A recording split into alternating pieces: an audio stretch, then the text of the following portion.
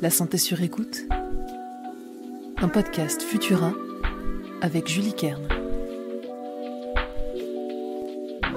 Bonjour, ici Julie Kern, chef de la rubrique santé chez Futura. Bienvenue dans ce nouvel épisode de La santé sur écoute. Ce jeudi 1er septembre, des millions d'enfants et d'ados retournent sur les bancs de l'école. Tous réunis en classe, voilà une situation qui pourrait bien profiter à un élément perturbateur, pourtant discret pendant ces dernières semaines. Je vous dis tout ce qu'il faut savoir sur le protocole sanitaire mis en place pour la rentrée dans cet épisode de La santé sur écoute. N'hésitez pas à nous suivre sur vos plateformes d'écoute préférées pour ne pas manquer les futurs épisodes. Les pénuries dans les supermarchés, l'inflation, les inquiétudes sur la production d'énergie durant l'hiver, la guerre, cette rentrée 2022 est plutôt anxiogène. Il ne manque plus que le Covid-19 fasse son retour pour compléter ce tableau angoissant. Si les variants d'Omicron BA4 et BA5 se font discrets dans les médias, ils sont toujours présents sur le territoire. Un peu plus de 17 000 personnes sont infectées par le coronavirus chaque jour, selon les derniers chiffres de Santé publique France. On est bien loin des 130 000 cas quotidiens dénombrés au plus fort de la 7e vague au mois de juillet dernier. Mais ne crions pas victoire trop vite. Aujourd'hui, ce sont près de 12 millions d'enfants et d'ados qui font leur rentrée, ainsi que leurs professeurs et tout le personnel qui travaille dans les écoles. Le coronavirus pourrait bien profiter de cette occasion pour intensifier sa circulation sur le territoire. Pour éviter que les écoles deviennent le creuset d'une nouvelle vague épidémique, le ministère de l'Éducation, en accord avec les recommandations des autorités sanitaires, a mis au point un protocole sanitaire en 4 niveaux. Voyons ça sans attendre. Le premier niveau est le niveau dit socle. Aucune restriction particulière n'impacte le quotidien des élèves. Pas de masque, pas de cours à distance et les cours d'EPS sont maintenus.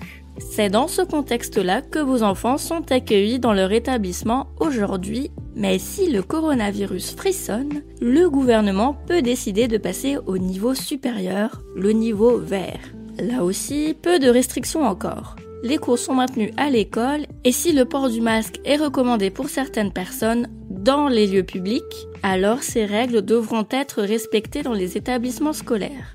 Les choses deviennent un peu plus sérieuses avec le niveau orange. Le brassage des élèves, à la récré, dans les couloirs ou à la cantine, doit être limité. En particulier quand les distanciations sociales sont difficiles à tenir, ce qui est souvent le cas avec les tout-petits de maternelle.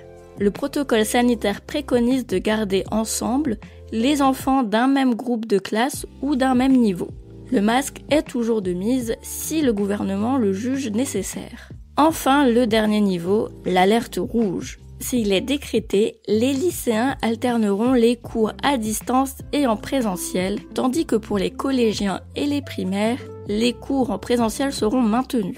Le brassage des élèves devra être restreint au maximum, y compris à la cantine. Les salles de classe seront désinfectées régulièrement et les activités sportives en intérieur réduites et adaptées pour respecter les règles de distanciation physique.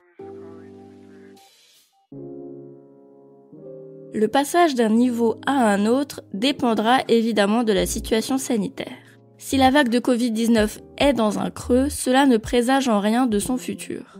Les experts de l'ECDC, une institution scientifique européenne spécialisée dans les maladies et leur prévention, sont sûrs d'une chose concernant la pandémie. Le coronavirus n'est pas près de disparaître. Nous devrons composer avec l'arrivée de nouveaux variants, la diminution de l'efficacité des vaccins et peut-être des mesures restrictives jusqu'en 2032 au minimum.